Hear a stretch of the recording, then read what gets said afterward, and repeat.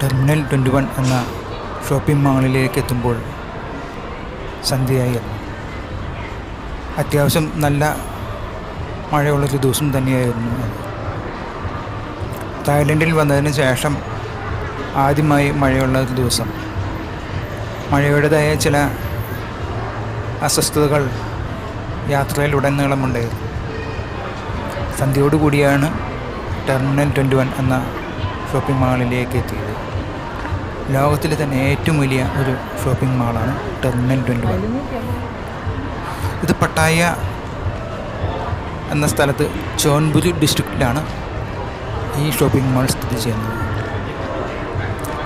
6 നിലകളിലായിട്ട് ഏകദേശം 250ഓളം ഷോപ്പുകൾ ഓരോ നിലയിലായിട്ട് സ്ഥിതി ചെയ്യുന്ന ഒരു വലിയ ഷോപ്പിംഗ് മാൾ തന്നെയാണ് പട്ടായയിലുള്ള ഈ 21 ടെർമിനൽ. പേര് സൂചിപ്പിക്കുന്നത് പോലെ തന്നെ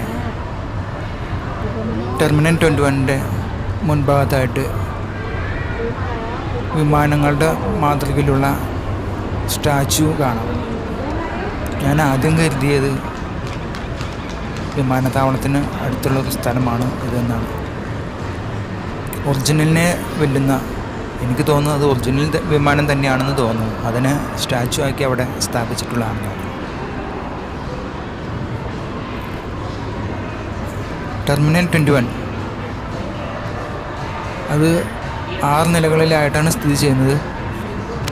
ഇതിൽ ഓരോ നിലയ്ക്കും ഓരോ പേര് കൊടുത്തിട്ടുണ്ട്.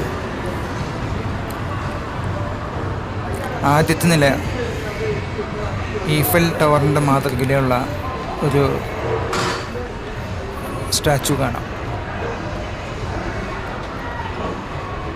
പിന്നെ രണ്ടാമത്തെ നില ടോക്കിയോ, മൂന്നാമത്തെ നില ഇറ്റലി, നാലാമത്തെ നില സാൻ ഫ്രാൻസിസ്കോ, അഞ്ചാമത്തെ നിലയ്ക്ക് ഹോളിവുഡ് എന്നാണ് പേര് നൽകിയിട്ടുള്ളത്, ആറാമത്തെ നില പാരീസ്.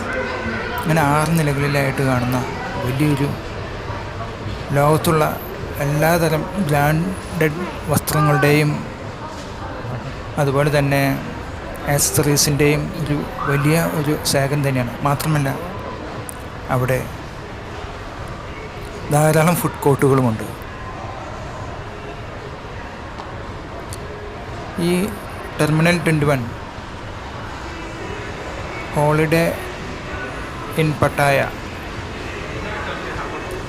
എന്ന ഹോട്ടലിന് അടുത്തായിട്ടാണ്, ഏകദേശം ഒരു 1.5 കിലോമീറ്റർ അടുത്തായിട്ടാണ് ഈ ടെർമിനൽ 21 എന്ന ഈ shopping mall.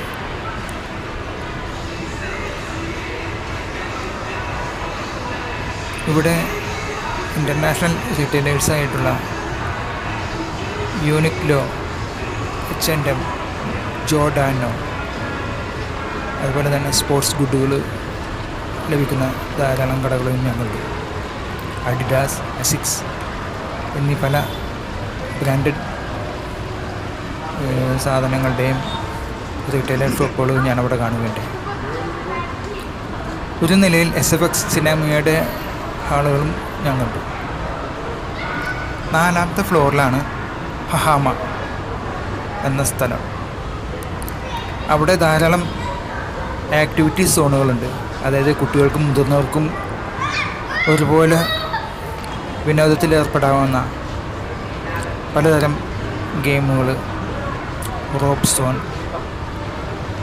Trampoline and play ground എല്ലാം ഇവിടെയുണ്ട്.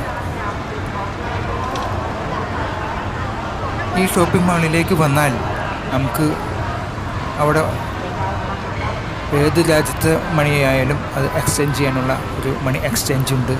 അതുപോലെ ബാങ്കിങ് സർവീസും അവിടെയുണ്ട്. ടൂറിസ്റ്റുകൾക്ക് വേണ്ടി ടൂറിസ്റ്റ് പ്രിവിലേജസ് എന്ന ഒരു വിങ് കൂടി അവിടെയുണ്ട്. 3ാമത്തെ നിലയിലാണ് പിയർ 21. അവിടെയാണ് കൂടുതലും ഫുഡ് കോർട്ട്സ് ഞാൻ കണ്ടത്. പലതരം ഫുഡുകളുടെ ഒരു വൈവിധ്യം തന്നെയാണ് ആ ഫ്ലോറിൽ ഞാൻ കണ്ടത്. സാധാരണയായി ഫുഡ് കോർട്ട് 11 മണി മുതൽ വൈകിട്ട് 11 മണി വരെയാണ് പ്രവർത്തിക്കുന്നത്. അവിടെ തായ്, ചൈനീസ്, ഇന്ത്യൻ, ജപ്പാനീസ് അതുപോലെ വെസ്റ്റേൺ ഫുഡ്സും കിട്ടും. ഞാൻ വന്ന ദിവസം ഒരു ഞായറാഴ്ചയായതിനാൽ താരതമ്യ തായ്ലൻഡിലുള്ള ജനങ്ങൾ കുറവായിരുന്നു. എൻ്റെ ടൂർ ഗൈഡ് പറഞ്ഞത് സാധാരണ സാറ്റർഡേ ദിവസങ്ങളിലാണ് തായ്ലൻഡിലെ ജനങ്ങൾ തെരുവിലിറങ്ങുന്ന ദിവസം. അതായത് അവരുടെ സൺഡേ എന്ന് പറയുന്നത് സാറ്റർഡേ ആണ്. അന്നാണ് എല്ലാ തായ്ലൻഡ് ജനങ്ങളും ഷോപ്പിങ്ങിനായിട്ടും അതുപോലെ എൻ്റർടൈൻമെൻറ്റിനായിട്ടും ഇറങ്ങുന്ന ദിവസം. ആ ദിവസങ്ങളിൽ തായ്ലൻഡിൽ പ്രത്യേകിച്ച് പട്ടായ, ബാങ്കോക്ക് പോലുള്ള നഗരങ്ങളിൽ വലിയ ട്രാഫിക് ബ്ലോക്ക് ഉണ്ടാകാറുണ്ട്. ഞായറാഴ്ച സാധാരണ ടൂറിസ്റ്റുകളാണ് കൂടുതലും ഇത്തരം മാളുകൾ സന്ദർശിക്കാറുള്ളത്. ഇന്ന് എന്തോ മഴ കാരണം കൊണ്ട് ആളുകൾ നന്നേ കുറവായിരുന്നു.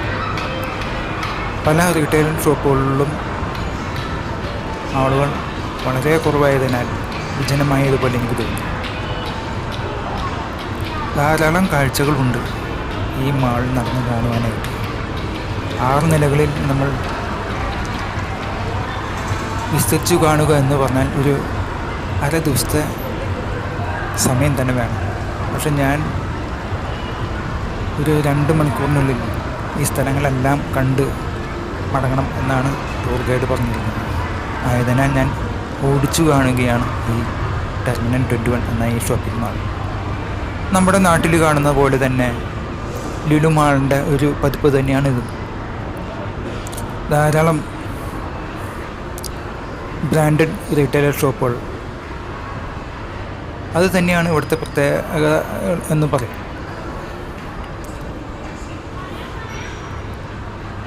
ഓരോ ഷോപ്പുകളിലും ഇന്ന് ഞായറാഴ്ച ആയതുകൊണ്ട് വളരെ തിരക്ക് കുറഞ്ഞ ഒരു ദിവസമായിരുന്നു.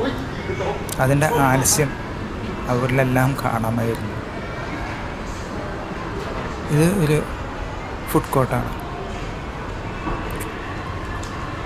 ധാരാളം വിഭവങ്ങൾ, നമ്മൾ കാണാത്ത പലതരം വിഭവങ്ങൾ നമുക്കിവിടെ കിട്ടും. ഞാൻ മുമ്പ് വിചാരിച്ചിരുന്നത് ഇത്തരം മാളുകളിലെല്ലാം ഫുഡ് കോർട്ടുകളിൽ സാധാരണ നമ്മൾ കേട്ടിട്ടുണ്ടല്ലോ, നമ്മൾ കഴിക്കാത്ത പലതരം ഭക്ഷ്യവിഭവങ്ങൾ, അതായത് പാമ്പ്, വണ്ടുകൾ, അങ്ങനെയുള്ള പലതരം പ്രാണികളെ തിന്നുന്ന ഒരു രാജ്യമാണ് ഈ തായ്ലൻഡെന്ന് ഞാൻ കേട്ടിട്ടുണ്ട്. പക്ഷേ ഞാൻ പോയിടത്തൊന്നും അത്രയധികം അങ്ങനെയുള്ള സ്റ്റാളുകളൊന്നും ഞാൻ കണ്ടിട്ടില്ല. പക്ഷേ ഞാൻ പോയ സ്ഥലം അതിൽ നിന്ന് വിഭിന്നമായതുകൊണ്ടായിരിക്കാം, അതുകൊണ്ടാണെന്ന് തോന്നുന്നു അത്തരം ഫുഡ് കോർട്ടുകളൊന്നും ഞാൻ കണ്ടില്ല.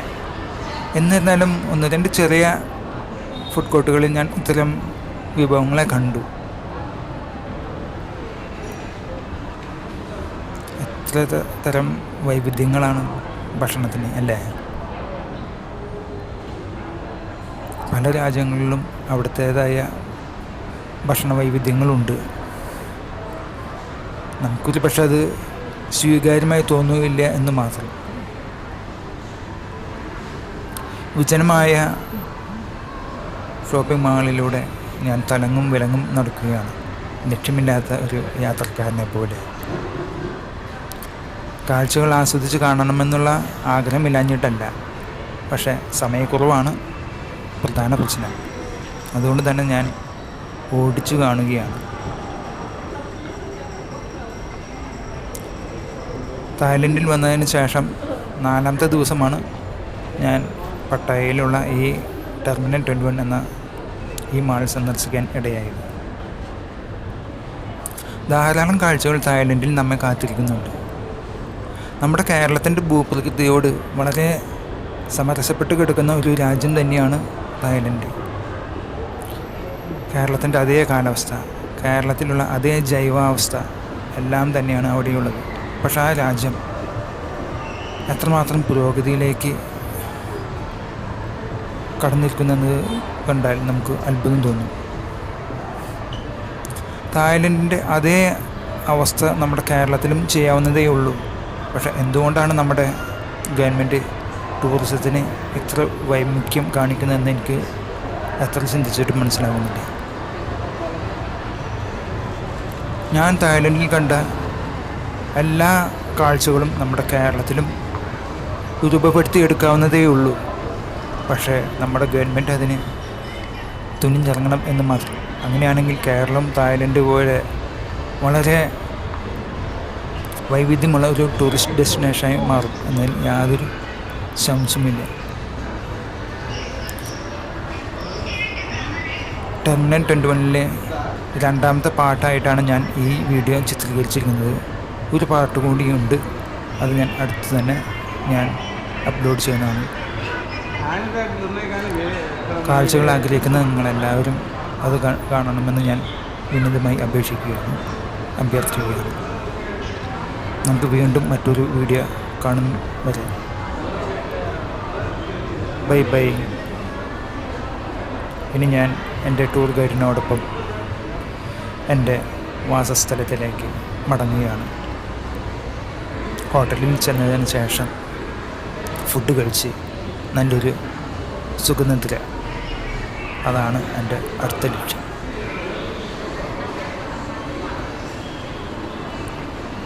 മറ്റൊരു വീഡിയോയുമായി വീണ്ടും വരുന്നതായിരിക്കും. ഒരിക്കൽ കൂടി good bye. See you again.